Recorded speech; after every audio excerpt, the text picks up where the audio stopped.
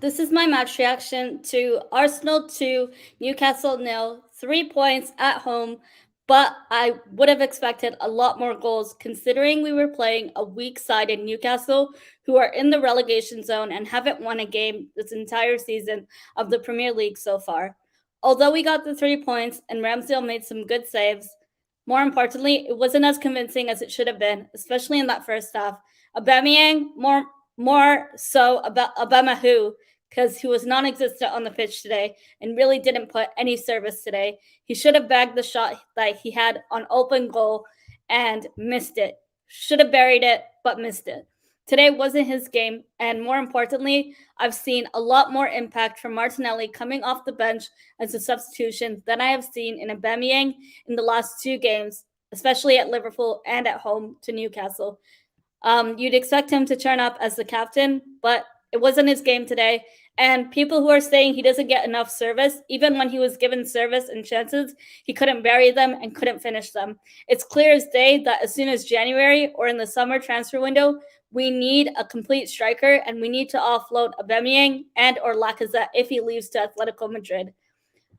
Now, before I go into my in-depth match reaction, I just want to big up everyone in the chat. If you're watching on YouTube or on Twitch or on Twitter, go ahead and jump on over to my YouTube channel, Miss Melina on YouTube, to stay tuned to all of my uploads and all of my transfer news upcoming with us looking for a new center forward and a center midfielder to partner Thomas Partey, considering we're going to have players leaving for AFCON in January.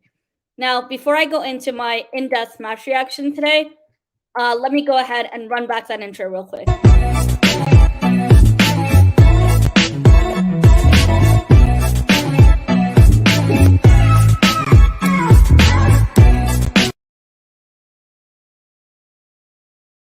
Wasn't convincing at all to me. I was really upset with the first half. Now, in the second half, although we improved, we didn't do much as we should have, especially in that first half. We were really slow and sluggish at home. And we were really struggling to chance create. Now, what is the purpose of Martin Odegaard? We brought in Martin Odegaard from Real Madrid, considering he's going to play as someone who's going to create chances. Even when chances were created, we had 2 to 3 big chances, and we couldn't even finish those off. In the first half, we had no intensity whatsoever, and it didn't even feel like we were playing at home. The tempo that we had in the first half was woeful and abysmal to watch. We were slow and sluggish. Movement from Aubameyang was extremely poor, and we struggled to be ruthless even in our attack. We didn't even try to punish Newcastle in their half. We didn't even get into their half as much. Odegaard was extremely poor in decision making and lost the ball way too many times. He struggled to make direct passes and struggled to even pick up passes. We were not direct even when we had possession of the ball, and we were too slow and lethargic. We were struggling to break down a team like Newcastle, who are in the relegation zone. Aubameyang should have buried that chance that he had in the first half. And you know for a fact, any complete striker would have been able to bury that. I don't know what's going on with Aubameyang, but like I said in my intro, I've seen a lot more effort, intensity, and energy from Gabriel Martinelli coming off the bench as a substitution than I have seen from Aubameyang in the last 2 games. I just don't know what's going on with him. And I feel like he should be dropped for Martinelli up front. A brilliant goal from Saka with a great pass from Nuno Tavares. Now, Tavares in the second half improved a lot, but in that first half, he shouldn't be making shots off target, let alone trying to shoot with his poor foot. But great finishing from Bukayo Saka overall. It's a shame that he went off injured. Hopefully the injury isn't too serious. And what a ball from Tavares to finish that chance off.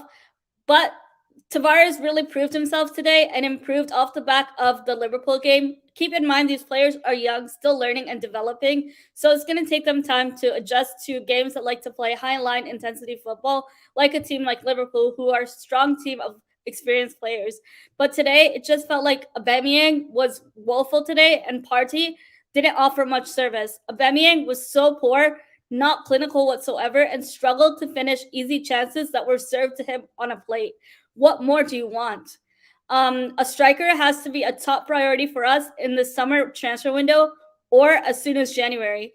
Luca, I know you asked me for the link, so I have sent it to you on Twitter. If you want to join me, it's up to you. And one thing I want to say is Martinelli would have never came on, I feel personally, if Bukayo Saka didn't go off injured. It felt like Gabriel Martinelli's substitution to come on was an impact substitution only because Saka came off injured. But the minute Gabriel Martinelli came on, he changed the intensity of the game, up the tempo, and made a positive impact right away, leading to a brilliant goal soon after he came off the bench. But that ball through from Tomiyasu was incredible and well done. My credits today goes out to Aaron Ramsdale, Tomiyasu, Nuno Tavares, Ben White, and Saka. Saka in the first half and Smith Rowe were poor, but the whole team, except for Tavares in glimpses in that first half, needed to step up a gear. And we were playing at home to Newcastle. In that first half, it didn't even feel like we were playing in our own yard.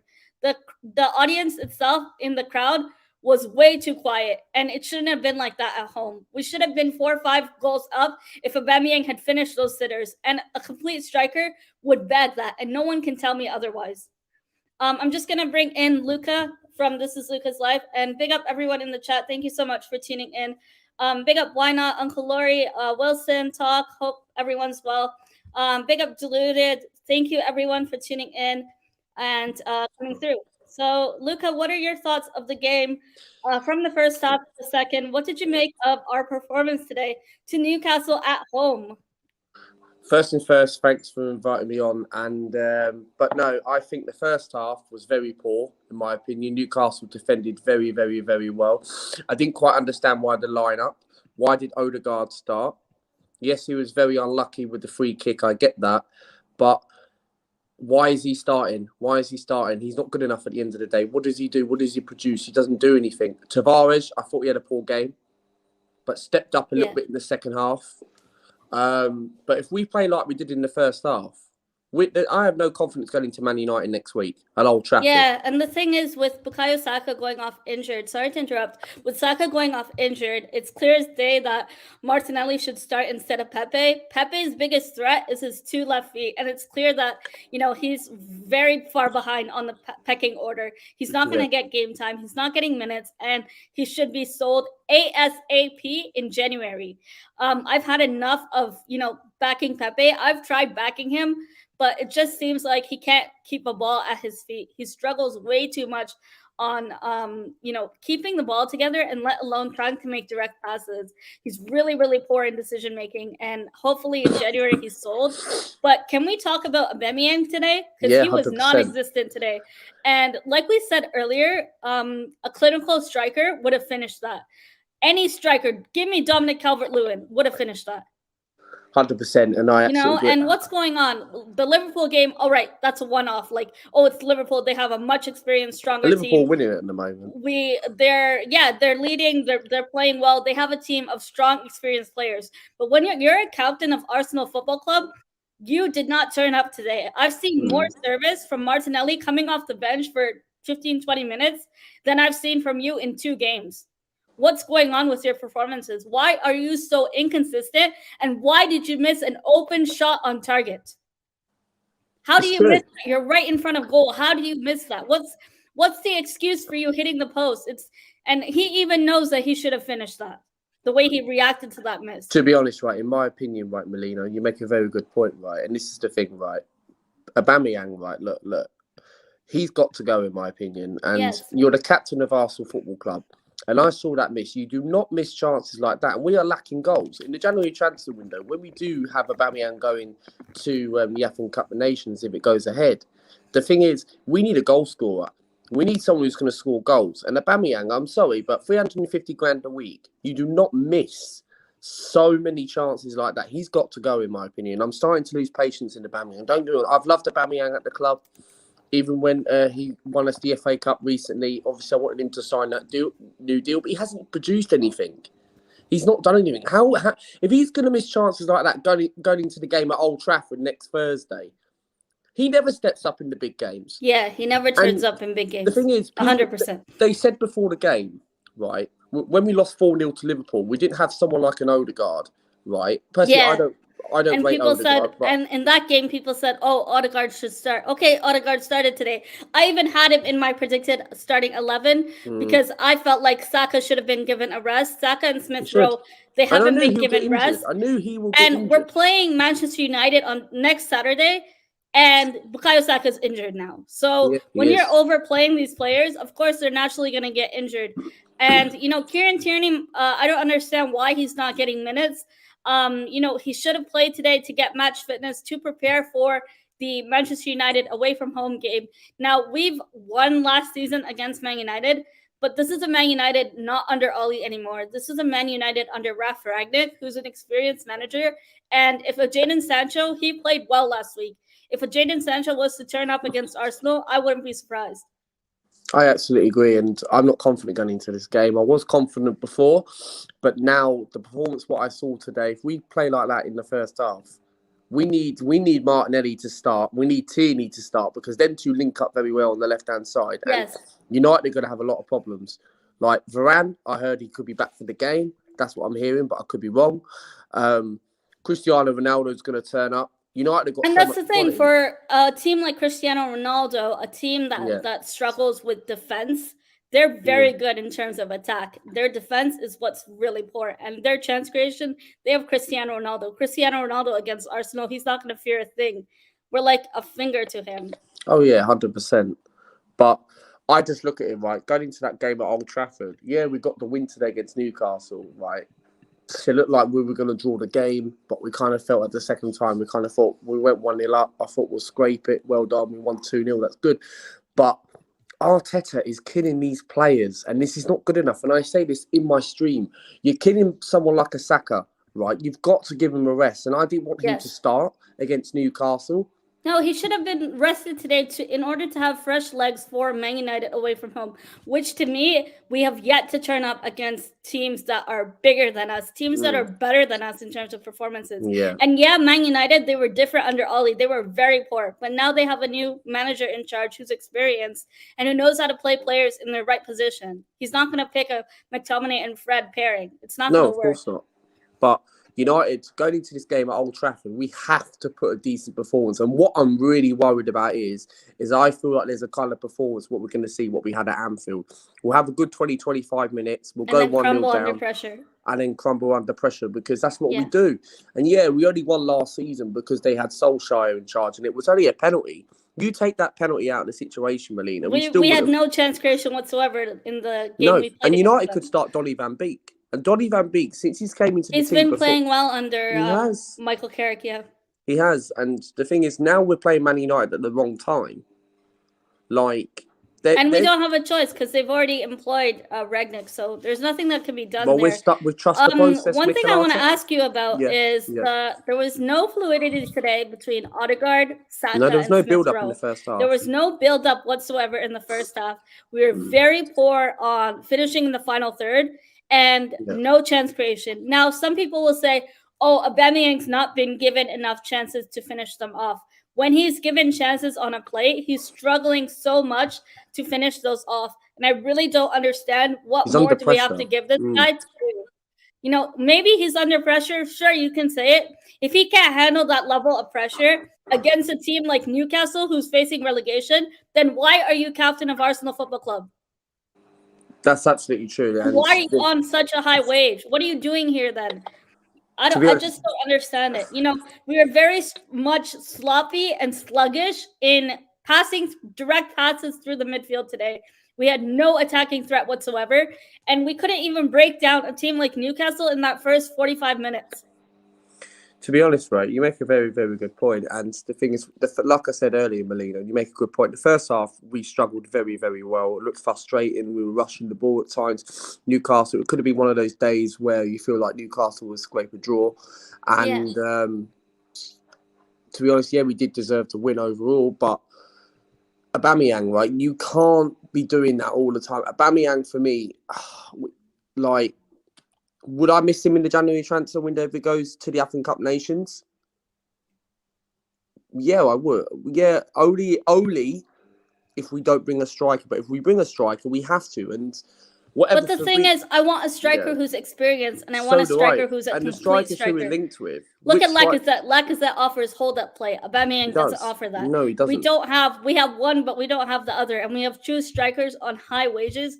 Lacazette looks like he's going to be leaving to Atletico Madrid from the latest rumors. Romario. Yeah. So according to Fabrizio, it looks like Lacazette himself, he denied the new contract extension, and he said he wants to go back to Atletico Madrid.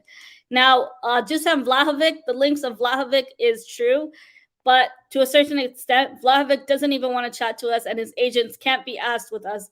And as Why Not is saying in the chat, a midfielder, another pairing to Partey and Sambi Lokanga is what we need. We need another security in the midfield.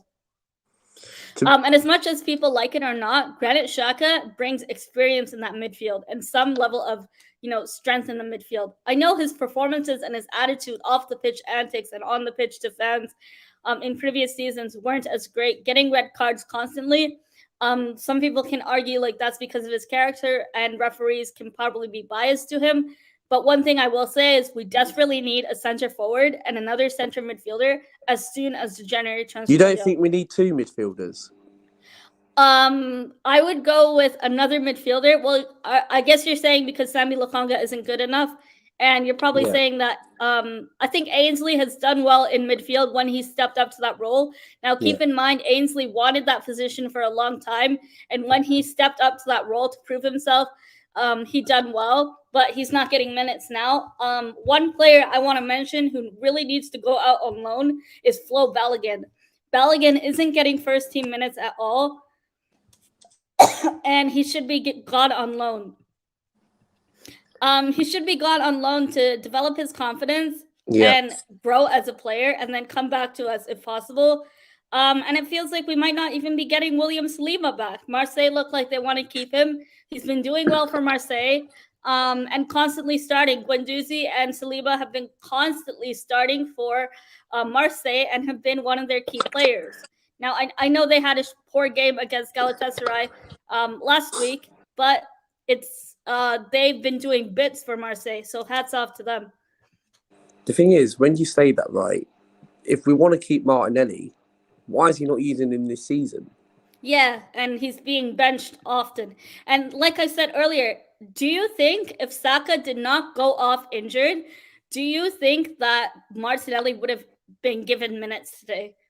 Do you think he would have made an appearance as a sub? I don't think so. I don't think so. No, I don't think. I don't think there was plans to even bring him on. I think it was, okay, Saka got injured. Who do we bring on? Who's on the pecking order? And then Martinelli came up. And he made an impact right away, getting a goal a few minutes after he came on. And he really increased the intensity and tempo of the game. But I don't understand what the manager has a problem with him. Now, with Old Trafford on December 2nd, do you think Martinelli will get a start if Saka's injury is intense? You know what will happen, right? This is what I think Arteta is going to do. I genuinely think if Saka's not fit, then I think he's going to start Pepe. I genuinely think he's going to start Pepe because Pepe, for me, do you think he always turns up against Manchester United? Because personally, I don't rate Pepe. I think Pepe needs to go in the January transfer window. And he's not getting much game time either. He's very poor. He's going to be one of those players where it's going to be very difficult to get rid of because of the installments. And we bought him for 72 million. We got robbed for that player. We got to remember that £72 million, right? And to be honest, right, I think what will happen is if Saka's not going to be fit, I think he's going to start Pepe on Thursday. I genuinely think he will. And but Pepe, Aston Villa have just scored against Palace. I think with target, and Jota for Liverpool scored 2 minutes after kickoff. Liverpool are just such a better team, such an experienced team, experienced manager, and we're nowhere near that level of intensity, let alone that level of press and attacking threat. We struggled to break down a team like Newcastle, for crying out loud. And I agree with what Why Not was saying. Replace Odegaard, Xhaka, and Guendouzi and another starter. I too think bringing Odegaard back to Arsenal, although he came to us on loan last season, I don't think buying him was a great signing. Now, Guendouzi seems like a good player. It's just his personality and attitude is what really caused him game time here. Yeah. He was too rough, but maybe that's what you need in a midfielder, someone to show passion in the game and someone who truly wants to play for the badge. Aubameyang today, he seems so out of it and so disinterested. How do you miss a shot that's right on open goal? I really don't understand that. I don't understand that, to be honest, Melina, and you make a good point. I think missing that chance was just absolutely, I think you're right, that was a lot worse than what he did against that a couple of seasons ago when we lost to Olympiacos. And technically, I think Aubameyang now, would you drop him against Manchester United, though? Against Manchester United, or do you feel like we have to risk him? This could be a game where he could build his confidence back. Maybe I'd give him a chance against United, but if we see that kind of performance, what we did at Anfield, it's unacceptable. Against Manchester United, it's unacceptable. We've only had one win at Old Trafford, which was last season, which was a penalty. If that wasn't even given, we wouldn't even be having this conversation. No. Now, Aubameyang up against Cristiano Ronaldo, maybe it can bounce his confidence back, but I don't see it happening. He's really struggling to be clinical and struggling to finish chances. Ronaldo's 10 times better. Look, okay, Cristiano Ronaldo, he's a world-class player. Yes, he doesn't score every single game as he used to. But, yeah, okay, he scored the other night. But Ronaldo, he's 10 times better than Aubameyang. Ronaldo doesn't feel like he's a 37-year-old. Yeah, he might have lost his touch a little bit, but still. Yeah, he still has it. But he still has it, whereas Aubameyang, Aubameyang looks like he can just go and play in the Serie A or the French league. One thing I will say is to this comment that MAA wrote, Aubameyang worked hard but couldn't get involved. Yes, he made some really good runs and tried to get involved in the game, but when you're handed easy chances to finish off, you should be burying them as a striker. You 100%. Shouldn't be hitting the post and making flops of missing goals right on shot on target, and I don't understand that, and I can't really justify that anymore. Yes, Liverpool was a strong team and he couldn't perform against that team, and yes, as a team, as a cohesive unit, we crumbled under pressure to Liverpool, but this is Newcastle, for crying out loud, and we were playing in our own yard at home. It's unacceptable, and it seemed like today was just not his day in office. Hopefully against Manchester United, if he was to start, he uses this game and the Liverpool game to bounce back and to increase his confidence. Now, I don't know what kind of lineup we'll do. I think we'll still stick to the 4-4-2 that we were doing before, personally. But yeah, that's all I have for today. I appreciate everyone in the chat. Now, Luca, if you want to tell everyone where they can find you, I'll put your channel in the description as well. Yeah, that's fine. And thank you so much for coming on. Thanks to everyone in the chat who tuned in to my match reaction today. Just a quick one for me on a quick analysis of Arsenal versus Newcastle at home. We got the 3 points at the end of the day. Great fingertip saves by Ramsdale, but wasn't as convincing as it should have been, and we should have done a lot better. Yeah, I think overall, Melina, yes, we got the 3 points. It wasn't a convincing performance. It was a bit frustrating in the middle of the game. I was a bit worried. I thought, well, are we going to slip up today? These are one of those games where, yes, we got the 3 points. Yeah, I know it's good if we want to get top 6. I know Arsenal Football Club, we want to get Champions League football, but we haven't been in the Champions League for 5 seasons. So technically, if we can get minimum Europa League, try and avoid that Conference League, then these are the type of games you've got to win. Even if you scrap it and get the 3 points, that's all it matters. Yes, and if you want to tell everyone where they can find you, Luca, that would be great. Yeah, first things first, thanks for having me on, Melina. It's been good. Great show. You can find me on This Is Luca's Life. Please find me. I will be doing a match reaction later on today for the game. And yes, please subscribe to my YouTube channel. We are on the road to 1.3K. If you go back and watch my vlog, what I made yesterday, that would be much appreciated. And subscribe to the channel, man. We're 32 away from 1,300. Thank you very much for having me on. Thank you so much for joining me. And everyone in the chat, I will be doing another transfer update video discussing Dusan Vlahovic and potentially Raheem Sterling interest from Mikel Arteta. Raheem Sterling. So stay tuned for that this week. And I will be doing FPL advice for Game Week 14.